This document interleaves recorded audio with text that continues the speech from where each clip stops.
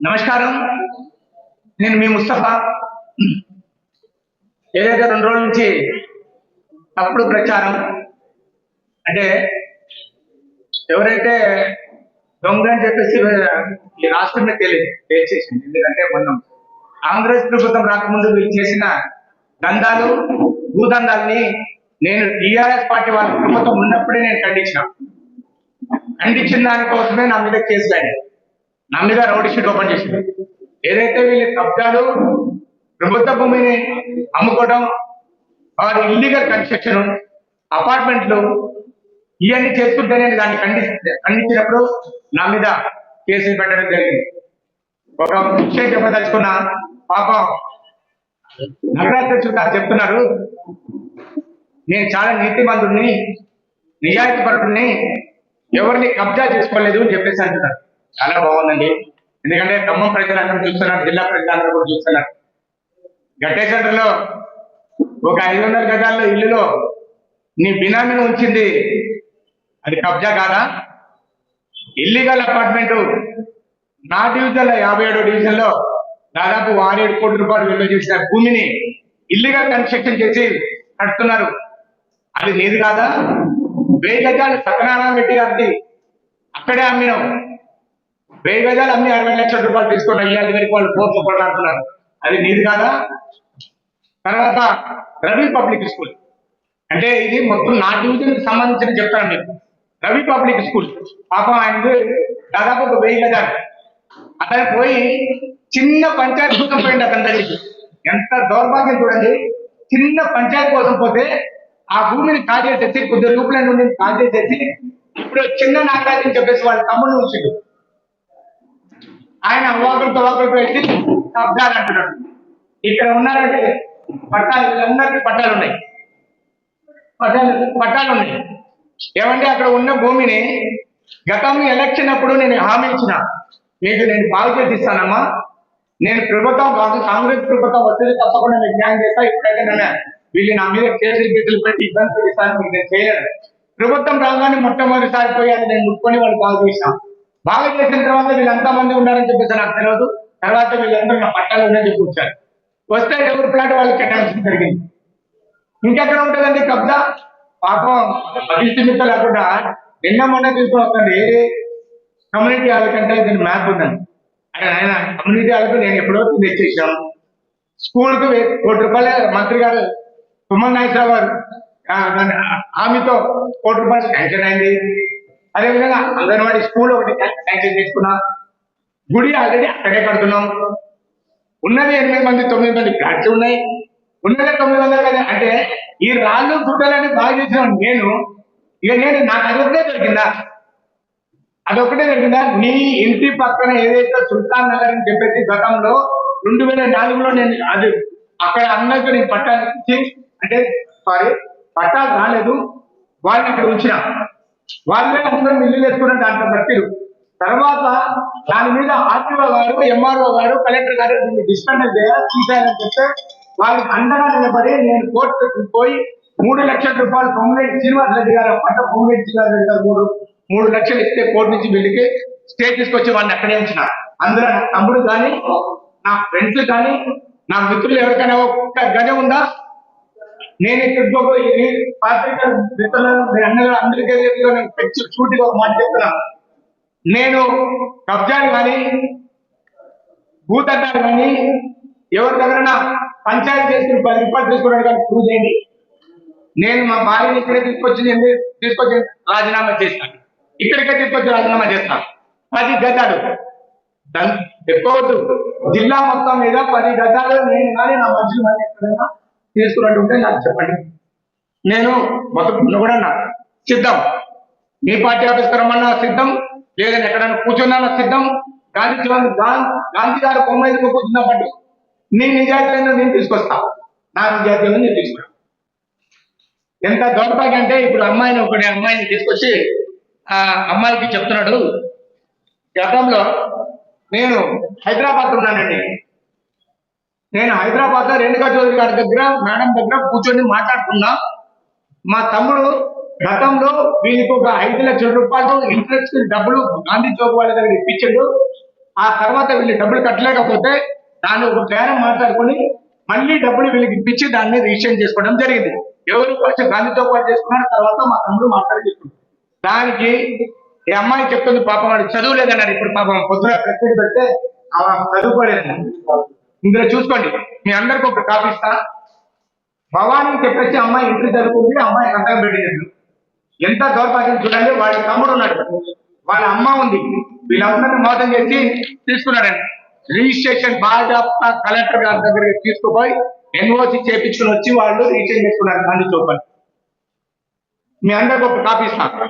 రెండో విషయం వచ్చేటప్పుడు పాపం ఆయన ఎవరో ఉద్యోగాలకు డబ్బులు ఇచ్చారని చెప్పేసి అంటాడు. వాడు మా డివిజన్లో తిరుగుతుంటే బీదవాడు ఒక న్యాయం జరిగిందని ఒకటి చెప్తే వాడికి అటెండర్గా పెట్టియమని చెప్పి అంటే వాడు డబ్బులు ఇచ్చిండు, వాడు దానికి చేయలేదు. మళ్ళీ వాడిని గట్టిగా తెప్పించి వాడి డబ్బులు నేను వాళ్ళకి రిటర్న్ ఎప్పుడో ఇప్పించేసి. ఎక్కడ కూడా అన్యాయం నేను నా డివిజన్లో ఒక్క రూపాయి కూడా అవినీతి కానీ కబ్జాలు కానీ పంచాయతీ చేసి డబ్బులు తీసుకోవడం అని నేను అడుగుతూనే ఉన్నా కదా, మీరు చూపట్టండి. అదేవిధంగా ఇది కమిషనర్ గారికి, మంత్రివర్యులు కమిషనర్ గారికి ఇచ్చిన లెటర్ ఏంటంటే, నేను అక్కడ మన రామాలయం శివాలయం టెంపుల్ కోసం గతంలో వీడు కబ్జా చేసుకున్నాడు, దాని మీద 75 లక్షల రూపాయలు దాదాపు డబ్బులు కలెక్షన్ చేయడం జరిగింది. అందులో కూడా మా ఫ్రెండ్స్ 7 లక్షల రూపాయలు ఇచ్చారు, మా మిత్రులు. ఇప్పుడు వాళ్ళంతా కూడా ఇల్లీగల్ అని చెప్పేసి నేను మా ప్రభుత్వం రాగానే మంత్రి వారి దగ్గరికి తీసుకుపోయి, కానీ ఇక్కడ ఆల్రెడీ టెంపుల్ ఉంది, ఇంతకుముందు వాళ్ళని ఇబ్బంది పెట్టించి వీళ్ళు కబ్జా చేయడం ప్రయత్నం చేశారు కాబట్టి దానికి పట్టా ఇప్పించాలని చెప్పేసి నేను అడగడం జరిగింది. సార్ కలెక్టర్ గారికి రాసి దీనికి ప్లేస్ కేటాయించమని సార్ నెసరీ అని చెప్పేసి అంటే కలెక్టర్ గారి దగ్గరికి నేనే తీసుకుపోయడం జరిగింది. అక్కడి నుంచి వచ్చి వీళ్ళకి నేను ఒక 50,000 రూపాయలు ఇచ్చిన. ఎవరికి? టెంపుల్ వాళ్ళకి. మీరు శాశ్వతంగా చిన్న గుడి దాకా అంటే రేకులు గిక్కులు పెట్టి చేసుకోండి, కన్స్ట్రక్షన్ చేయవద్దు, మనకు పర్మిషన్ వచ్చిన తర్వాత మన గుడి కన్స్ట్రక్షన్ చేసుకుందాం. అప్పుడు వరకు మీరు అయ్యారు మీ కమిటీ మీరు వేసుకోండి, మీ పద్ధతి ప్రకారం ఏదైతే ఉన్నాడో చెప్పండి. మొన్న శివరాత్రి చేసుకోవడం జరిగింది. అక్కడ ఎక్కడ కూడా అవినీతి లేదు.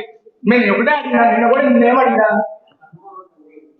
ఏమడిగినా నేను కబ్జా ఎక్కడ చేసినా దందా ఎక్కడ చేసినా అది ఒకటి తీసుకొచ్చి నాకు ప్రూవ్ చేసి చెప్పాను, నాకు ప్రూవ్ చేస్తాను చెప్పాను. ఎప్పుడో 2016 ఇష్యూ అయిపోయింది. వాళ్ళు మా తమ్ముడు ప్రెస్ మీట్ కూడా పెట్టినప్పటి ఈ ప్రాపర్టీ నేను లీగల్ గా తీసుకున్నాం. అది కూడా నేను ఒకటే, ఇప్పుడు అపార్ట్మెంట్ ని గవర్నమెంట్ సీరియస్ గా దాని మీద ఎంక్వైరీ కడుతుంది, డిమాలిషేషన్ కి దగ్గర పడ్డది. దీన్ని ఇష్యూని డైవర్ట్ చేద్దామని చెప్పేసి ఏదో చేస్తా ఉండు. నేను చిన్న విషయం చూసి అడుగుతున్నానండి. గతంలో కూడా ఆ డివిజన్లో 53వ డివిజన్లో సుల్తాన్ నగర్ లో ఇయాటి వరకు ఒక డ్రైన్ లేదు, ఒక రోడ్డు లేదు. నేనేదైతే కరెంటు పోల్ చేసినానో అదే ఇంతవరకు ఉంది. ఆ ప్రజలకు ఇంతవరకు న్యాయం చేయలేదు. అందులోనే నీకు ఒక 500 గజాలు కబ్జా తీసుకుని ఉన్నావు. మళ్ళీ మిమ్మల్ని అందరినీ అక్కడికే తీసుకుపోయి నేను ప్రెస్ వాళ్ళకి అనేది నేను చూపిస్తాను, అదే ప్రజల వాళ్ళకి కనిపిస్తాను. నేను చెప్పడం కాదని నేను ఎవ్రీథింగ్ పబ్లిక్ లోనే తీసుకుపోయి నేను చేస్తాను. నేను కబ్జా చేసుకున్నాడు, నువ్వు 10 గజాలు మా మనిషిలో 20 గజాలు ఎక్కువ ఎవరైతే పట్టిగారి సమస్యలో నేను వేరే అది ఉత్త అబద్ధం. ఎందుకంటే పట్టిగారి ఎలక్షన్ అప్పుడు నా డివిజన్కి వచ్చారు, ఇతను అప్పుడు టీఆర్ఎస్ వాళ్ళు నన్ను ఇబ్బంది పెట్టిస్తున్నాడు, అది ఇదని చెప్తే నేనే కండవకం ఇచ్చిన. తర్వాత ఈయన 3,000, 5,000, 10,000 ఇక్కడ వసూలు చేస్తున్నాడు. తెలంగాణ నేను తీసేసాను. మా దగ్గర బర్గాలు చేసి పంపించిన మళ్ళీ టీఆర్ఎస్ పోయి జాయిన్ అయ్యాడు. సన్నిధులాగా కొత్తలాగా పడి ఉన్నాడు. ఆయనతోనే ఒక ప్రెసిడెంట్ పెట్టించింది తప్ప అక్కడ స్థానికులు వచ్చి చెప్పారండి, వీళ్ళందరూ పడ్డారు, వీళ్ళు చెప్పారా నా నాటక కబ్జా చేయాలని వీళ్ళు చెప్పాలి, నువ్వు ఎవరు చెప్తావు? నువ్వు ఎక్కడి నుంచి వచ్చి నువ్వు చెప్పేటట్లా అప్పుడే దొరికింది. నేను కబ్జా తీసుకున్నాను, ఇది వేరే దొరకలేదే. దగ్గర ఒక ప్లాట్ ఇవ్వాలి 50 లక్షలు, 30 లక్షలు, 40 లక్షలు పోతాను. నేను కబ్జా చేసుకోవాలంటే అక్కడ చేసుకోవాలి కానీ ఇక్కడే లేదు. నేను ఆ రోజే కొట్టాను. నేను హైదరాబాద్ నుంచి ఖమ్మం వచ్చి కలెక్టర్ కంప్లైంట్ చేసి అక్కడ డిమాలిషన్ చేసి ఇచ్చాను. ఇప్పటి వరకు కూడా వాళ్ళ మనుషులందరూ ఉంటున్నారు. ఇప్పుడు కూడా టీఆర్ఎస్ పార్టీ ఉన్నప్పుడు వాళ్ళు అట్లనే ఉంటారు. ఇంకెక్కడ ఉంటాయా మీకు కబ్జాలు దంతాలు? ఇదో వీళ్ళతో మాట్లాడండి. నేనేమంటే నేనేం దాచుకోలేదు, వీళ్ళేం చెప్పి తీసుకురాలే. ఓనర్స్ ఉన్నారు, వాళ్ళే చెప్తారు ఎవరి దగ్గర అన్యాయం జరిగింది, వాళ్ళు ఎక్కడ న్యాయం జరిగింది, ఎవరు ఎక్కడ కబ్జాలు. దాదాపు నా డివిజన్ 10 నుంచి 15 కోట్ల రూపాయలకు నువ్వు కబ్జా చేసుకున్నా ప్రాపర్టీని ఎవిడెన్స్ చేశాను. మీరు రేపు ఇప్పుడు ఇక్కడతో ఆగదు, ఇది ఇక్కడ నుంచి ప్రారంభమైంది. ప్రతి ఒక్క విషయానికి ప్రతి ఒక్క కబ్జాకి ఎవరిథింగ్ నేను ఎవిడెన్స్ ఇస్తాను. ఎవిడెన్స్ తో సహా మేము లీగల్ గా పోతాం. నీలాగా ఇప్పుడు ఇది కాంగ్రెస్ పార్టీ నీలాగా కక్ష చేసుకొని నన్ను జైలు పెట్టి నేను కలుసుకున్న మా మంత్రి గారు ఫోన్ ఎత్తితే నేను లోపల ఛానల్ ఉన్నాయి. ఆయన మంత్రి గారు ఏనాడు కూడా అట్లాంటిది మనం ప్రస్తావించవద్దు, అట్లాంటి మనం తప్పు చేయవద్దు చెప్పారు. మీరు ఇప్పుడు ఇదే టూటం సీఏ గారికి ఏసీ గారికి మీరు అడగచ్చు. నేను చెప్తున్నాను, మీరు ఒక ఫోన్ చేసి అడగండి. నేను వానికి ఏం చెప్పినా, సార్ మా మనుషులు ఏమైనా తప్పులు పెట్టి కానీ ఏమైనా పెట్టినా మీరు యాక్సెప్ట్ చేయమాకండి. వాస్తవాలు అవాస్తవాలు తెలుసుకుని నాకు సొంత తమ్ముడైనా ఎవరు తప్పు చేస్తారో వాటి మీద కేసు పెట్టండి. ఎవరికి మాకు కక్ష సాధింపడేది లేదు, మేము చేయం. ఎందుకంటే ఇది కాంగ్రెస్ పార్టీ. ఒకళ్ళలాగా మేము కక్ష సాధింపు చేసి మేము తప్పు చేసిన మాత్రం మేము వదిలిపెట్టాం. మేము ఇప్పుడు అదే మంత్రి గారు కూడా మేము గతంలో కూడా నేను చెప్పినాం, సార్ ఇది సంగతి సార్ కూడా పూర్తిగా ఎంక్వైరీ చేసి దాని మీద చర్య మనం తీసుకుందాం. మీరు ఏం తొందరపడమాకండి చెప్పడం వల్ల నేను కూడా దానికి జోలికి పోలే. మేము రాగానే నేను నరేంద్ర అన్న మేము అందరం కలిసిపోయి రామూరు వాళ్ళు నువ్వు ఒక హిందూ అయి రామూరు అంత దేవుడి దగ్గర ప్రాపర్టీని కూడా 10 కోట్ల ప్రాపర్టీని కొట్టేశాం. మేమిద్దరం ఆ రోజు కాంగ్రెస్ ప్రభుత్వం రాగానే మొత్తం ముట్టుకున్నదే ఆ ప్రాపర్టీ ముట్టుకునే దేవుడు నా చేతులతో నా పని చేయాలని చెప్పి ఉంది. కాబట్టి నేను పని చేపించి మళ్ళీ తాళం వాళ్ళకి ఇచ్చినా, నేను దేవుడు గుడికే ఇచ్చినా. నేను మీరు కాపాడుకోండి, మళ్ళీ దీంట్లో ఎవరైనా సెక్యూరిటీ ఉంచాలి చెప్పి జరిగింది. ఇలాగ కదా జైలుకి నువ్వు పోయినావా, కబ్జాలు నేను పోయినా. మీరు మా మీద తప్పుడు చేతులు పెట్టారు, 307 పెట్టించారు, 324 పెట్టించారు, SC/ST పెట్టించారు. ఇన్ని నేర చరిత్ర ఉంచుకొని నీకు criminal activities Tanuku police station లో తణుకు పోలీస్ స్టేషన్ లో యాక్టివిటీస్ నువ్వు ఉంచుకొని ఇంకొకటి నేను తప్పు అంటావా, దొంగ అంటావా, కబ్జా అంటావా? నీ డివిజన్లో నీ ప్రజలకు సర్వీస్ చేయడానికి నువ్వు పట్టుబడివి, నువ్వు నిజాయితీపరుడివి, నువ్వు చాలా ప్రజల కోసం సర్వీస్ చేయడానికి మొదటివాడికి వచ్చిన వాడివి. ప్రజలు నిన్నెందుగా ఓడిపోయారు? 1000 ఓట్ల మెజార్టీతో నాకెందుకు గెలిపించారు? నేను గెలవక ముందే నా సొంత డబ్బులతో మెట్లు కట్టించిన, కరెంట్ చేసిన, నా సొంత డబ్బులతో డెవలప్ చేసిన. నేను గెలిచిన తర్వాత నాకు వచ్చింది మొత్తం సార్ మీరు అందరూ 8 కోట్లు 9 కోట్లు ఇచ్చారు, ఒక డివిజన్కి 3 కోట్లు 4 కోట్లు ఇచ్చారు. నాకు ఇచ్చిన 30 లక్షలు. 30 లక్షలు ఒక ట్రైన్ చేస్తేనే అయిపోతుంది 30 లక్షలు. దాంట్లో నా సొంత డబ్బులతో అక్కడ ఇక్కడ డ్రైన్లు చిన్న చిన్న పనులైనా నా సొంత డబ్బులతో చేసుకుని వచ్చిన. నేను డివిజన్ తిరిగితే నా మీద కేసులు పెట్టారు, పుట్టాన్ని తిరిగితేనే నా మీద కేసులు పెట్టారు, నా సత్యమణి మీద కేసులు పెట్టారు. మేము ఇద్దరు ఇప్పుడు కూడా మేము కోర్టులో పోతున్నాము, వస్తున్నాము. మేము గవర్నమెంట్ ఎలక్షన్ ముందు మన కాంగ్రెస్ ప్రభుత్వంలో కాంగ్రెస్ నాయకులు కావచ్చు, మంత్రులు కావచ్చు, అందరూ అప్పుడు ఏమన్నారు, మా కార్యకర్తల మీద కేసులు ఉన్నాయి, మేము అతనితో కొట్టే తీసుకుంటామని. సాధ్యం కాదండి. అంటే గవర్నమెంట్కి ఏదైతే సాధ్యమైంది అది. ఇప్పుడైతే మేము కోర్టు జరగాల్సిందిగా, రైలు నడవాల్సిందిగా, కేసు కొట్టేపించుకోవాల్సిందిగా. మేమంతా కష్టపడి ఆయనకు 20 కేసులు, నాకు 26 కేసులు, ఆయన మీద మీకు పీడీ యాక్ట్ అవుతుంది. నా మీద ఎప్పుడైతే పీడీ యాక్ట్ అవుతుందో అప్పటి నుంచి ఈయన అబ్స్టాండింగ్ అయ్యాడు, హైకోర్టుకు పోయాడు.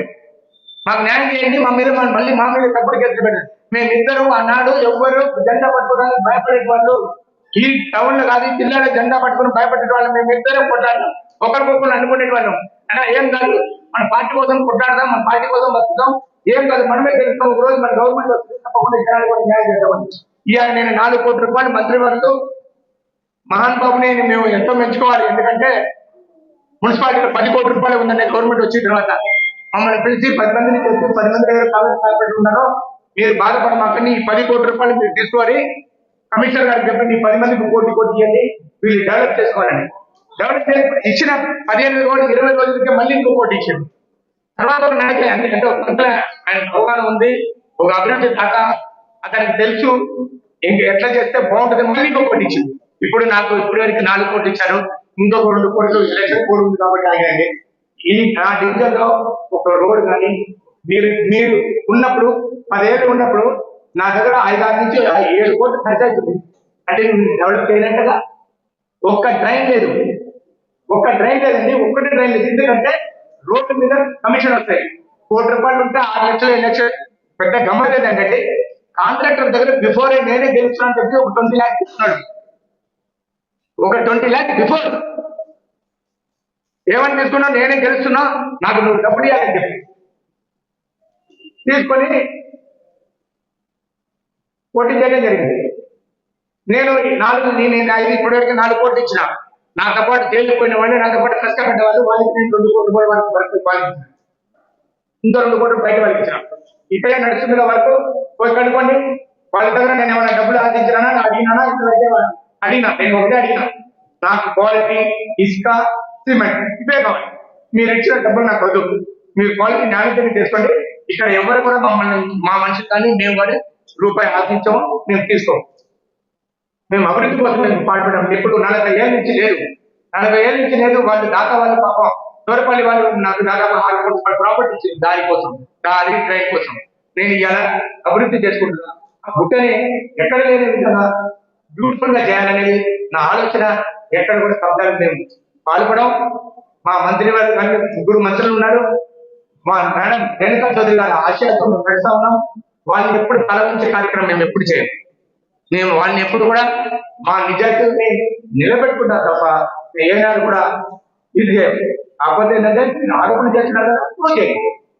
మేము రాజకీయ సన్యాసం తీసుకుంటా అంటున్నాం కదా, మీరు అది వదిలిపెట్టేసి ఈయనకి అప్పులు ఇవ్వాలి, ఆయనకి అప్పులు ఇవ్వాలి భద్రత. అప్పులు లేవా? అప్పులు తీసుకోరా?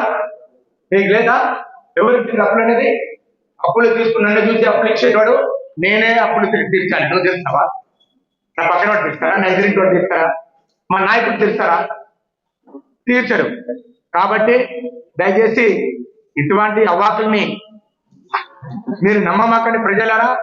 ఏదో మిస్గైడ్ చేసి తప్పుడు సమాచారం అందుదామని చెప్పేసి వీళ్ళు చూస్తా ఉన్నారు. మేము కూడా ఇక నుంచి మేము ఆగమండి. ఆయనది ఎక్కడెక్కడ ఇల్లీగల్ ప్రాపర్టీ ఉందో దాన్ని నేను పూర్తిగా బయటకు తీసుకొస్తా. దీంట్లో మాత్రం ముచ్చటే లేదు. ఇప్పుడు ఎవరైతే ఉన్నారో బాధితులు, ఆ సైట్ ఏదైతే ఆయన చెప్తున్నాడో కబ్జా గురి అయిందని వాళ్ళే ఇక్కడ ఉన్నారు. వాళ్ళు మాటని మీరు వినండి. నా పేరు రేణుక. నేను గత 20 సంవత్సరాల నుంచి ఇక్కడ నేను ఉంటున్నాను. నన్ను ఇక్కడ మన స్థలాలు 20 సంవత్సరాలుగా రేణుకా చౌదరి గారు ఇచ్చినప్పటి నుంచి కూడా మేము ఈ స్థలాలు వేసుకుని రేణుకా చౌదరి గారు మాకు ఈ పట్టాలు ఇచ్చారండి. ఇక్కడ కింద మొత్తం పార్క్ లాగా చూసారండి, గుట్ట కింద ఖాళీ ప్లేస్, అక్కడే మాకు ఈ పట్టాలు ఇవ్వడం జరిగింది. 20 సంవత్సరాలు అవుతుందండి ఈ పట్టాలు ఇచ్చి. 20 సంవత్సరాలు అవుతుందండి మాకు ఈ పట్టాలు ఇచ్చి. అప్పటి నుంచి కూడా మా స్థలం మేము కాపాడుకుంటే వచ్చాం. కాకపోతే మా ఆర్థిక పరిస్థితి వల్ల మేము కట్టుకోలేకపోయాం. కొంచెం మా ఆరోగ్యం పరంగా కూడా, మేము అనారోగ్య పరంగా కూడా చాలా ఇబ్బందుల్లో ఉన్నాం. కాబట్టి మేము కష్టపడి ఇల్లు కట్టుకోలేకపోయాం. అందువల్ల మా స్థలం మాకు కావాలని చెప్పేసి గతంలో నేను కార్పొరేషన్ మన పగడాల నాగరాజు గారికి కూడా నేను చెప్పాను. నేను నా స్థలం ఏరియా వాళ్ళు ఆక్రమించుకోవాలని కూడా చూశారు. ఎవరో కాదండి, గుమ్మడి రమేష్ నేను బేస్మెంట్ కట్టుకుంటే అది కూలగొట్టి, వాళ్ళ పార్టీ టీఆర్ఎస్ పార్టీ ఉన్నప్పుడు ఆయన పలుకుబడి చూపించి నాకు కట్టిన బేస్మెంట్ కూడా నన్ను కూలగొట్టి నన్ను చికారు చేశారు. అప్పుడు నేను ఎంఆర్ఆ గారికి, ఆర్ఏ గారికి, కలెక్టర్ గారికి లెటర్ పెట్టడం జరిగిందండి. నా పట్టా తీసుకెళ్ళి చూపించాను నేను అక్కడ. ఆ తర్వాత ఆర్ఏ గారు వచ్చి కూడా ఈ అమ్మాయితే అడ్డుపడకండి అని కూడా మన నాగరాజు గారు కూడా చెప్పారు. తర్వాత కూడా మేము మాట్లాడిన తర్వాత నీ స్థలం అది ఇది అని చెప్పేసి అన్నారు. అన్నా కానీ మళ్ళీ నా స్థలం కూడా మళ్ళీ రానివ్వకుండా మళ్ళీ పోరాడారు. అప్పుడు నేను ఇక ఏం చేయలేకపోయాను. ఏం చేయాలో కూడా నాకు అర్థం కాదు. అమ్మయ్య నా స్థలం అని చెప్పినా కానీ వినిపించుకోలేదు. అప్పుడు నాకు ఈ లోపల నాకు ముస్తఫా అన్నయ్య నాకు పరిచయం అయ్యి, అన్నయ్య వార్డుగా కౌన్సిలర్గా రాబట్టి అన్నయ్య నా స్థలం ఇక్కడ ఉందని చెప్పిన. ఎక్కడ ఉందమ్మన్నా కానీ ఈ లోపల మాకు అంతా సర్వే చేసి అదంతా శుభ్రం చేయించడానికి మేము అన్నయ్య మేము చేయించుకోలేకపోయినా మాకు సహాయం చేయాలని చెప్పేసి మేము స్థలం చూపించాం. స్థలం చూపించినాక ఆ స్థలం అంతా శుభ్రం చేసి మాకు ఇచ్చారు. ఇచ్చిన తర్వాత ఇప్పుడు మేము ఇల్లు కట్టుకుంటుంటే అది కబ్జా భూమి, ముస్తఫా గారు కబ్జా చేశారని చెప్పేసి చాలా ఇదిగా మాట్లాడారు. కానీ అది కబ్జా చేసిన భూమి కాదు, ఒరిజినల్గా మాకు పట్టాలు ఇచ్చి మాకు గవర్నమెంట్ ఇచ్చిన భూమి. అది 20 సంవత్సరాల నుంచి మేము ఆ స్థలం మాది. అది ఇప్పుడు కబ్జా చేశారని ఎలా అంటున్నారు? ఆయన పదవిలో ఉన్నప్పుడు కూడా అది కబ్జా చేసిన భూమి కాదు, అది మాది అని మేము పోరాడాం. అప్పుడు కూడా మాకు ఏ విధంగా సహాయపడలేదు. సహాయం చేసే అన్నయ్యను కూడా ఇప్పుడు మాకు సహాయం చేసి మాకు కొంచెం రోడ్డు పోపించి మాకు ఇంటికి మొత్తం శుభ్రం చేపిస్తామా అని చెప్పి అన్నీ కూడా కబ్జా భూమిని ఎందుకు అంటున్నారు? ఎందుకు అలా నిండేస్తున్నారు? ఒకవేళ ఏరే స్థలం అయితే మాకు ఇవ్వలేదు. మా భూమి మాకే సహాయం చేసి మాకు శుభ్రం చేసి ఇచ్చారు. అది కబ్జా భూమి అని ఎలా అంటున్నారు? అసలు మేము ఉన్నాం కదా, అసలు పట్టా వాళ్ళం మేమే కదా, మా స్థలమే కదా అని. ఆల్రెడీ గతంలో నీ దగ్గరకు వచ్చి చూపించి ఇది నా స్థలం అని చెప్పింది కదా, నా కబ్జా భూమి ఎందుకు మమ్మల్ని మా స్థలం మాకు కాకుండా చేయాలని ఎందుకు ఇలాంటి ఆర్పంగా గుర్తించేసి మమ్మల్ని అన్యాయం చేయాలని చూస్తున్నారు? మాలాంటి పేదవాళ్ళ స్థలమే కావాలా నీకు అని చెప్పేసి మా బాధ మీకు చెప్పుకుందామని వచ్చామండి. ఆల్రెడీ మాకు కట్టే స్థలాన్ని కూడా ఆక్రమించుకోవాలని చూసి అందరిని తీసుకురావడం, అది కబ్జా చేశారు అని ఇల్లు కట్టుకోకుండా ఆర్జనం చాలా ప్రయత్నాలు చేస్తాడు. అదే కాకుండా కలెక్టర్ గారికి కానీ, ఆర్ఏ గారికి కానీ, ఎంఆర్ఓ గారికి కానీ మేము ఆల్రెడీ అందరికీ మేము లెటర్ ఇచ్చాం కూడా. ఆల్రెడీ వాళ్ళ సంతకాలు కూడా మా దగ్గర ఉన్నాయి. సర్వే చేయండి అని కూడా చెప్పారు మాకు. సర్వే చేసిన ప్రకారంగానే మేము కట్టుకుంటున్నాం. అన్నయ్య మాకు ఇంతమంది ఉన్నామని మేము అందరం పోయి అన్నయ్య సహాయం అడిగితే మాకు ముందు వచ్చి మాకు నిలబడి మాకు సహాయం చేస్తారు తప్ప ముస్తాఫాని ఆక్రమించుకోనో లేకుండా చేయడం కానీ అలాంటి ఏమీ చేయలేదండి. మా అలాంటి పేదవాళ్ళకు సహాయం చేయడానికి ముందుకు వచ్చినందుకు అన్నయ్యకి నిండు నూరేళ్ళు ఉండాలని కూడా దీవిస్తున్నాను నేను. ఆయన చేసే ప్రతి ఒక్క పని కూడా తోడుగా ఉండాలనే కోరుకుంటున్నాం మేము. కొత్తపల్లి మరియమ్మ. నా ఇల్లు 7 సంవత్సరాలు 8వ సంవత్సరం కూలగొట్టి నాగరాజు గారు కూలగొట్టించిండు. కూలగొట్టించి ఇంతవరకు ఇవ్వలేదు. కిరాయి కట్టలేక నేను ఏడు చచ్చిపోతున్నాను. నా పిల్లగాడిని చదివించుకోలేక కూడా హాస్టల్ వేసిన. అయ్యా నాకు ఏ దిక్కు లేదు, ఏ దేశ లేదు. అట్లా చేసి అట్లా అమ్ముకొని పోయారు. కూలి పని వాళ్ళకి అమ్ముకుంటే నా సామాన్ అంతా నేను హాస్పిటల్ నుండి తీసి బయట అన్ని దెంకపోయారు. మళ్ళీ వచ్చి ఏడ్చుకుంటే దీన్నో బుట్లో కొనుక్కొని చిన్న కిరాయికి బతుకుతాను నేను.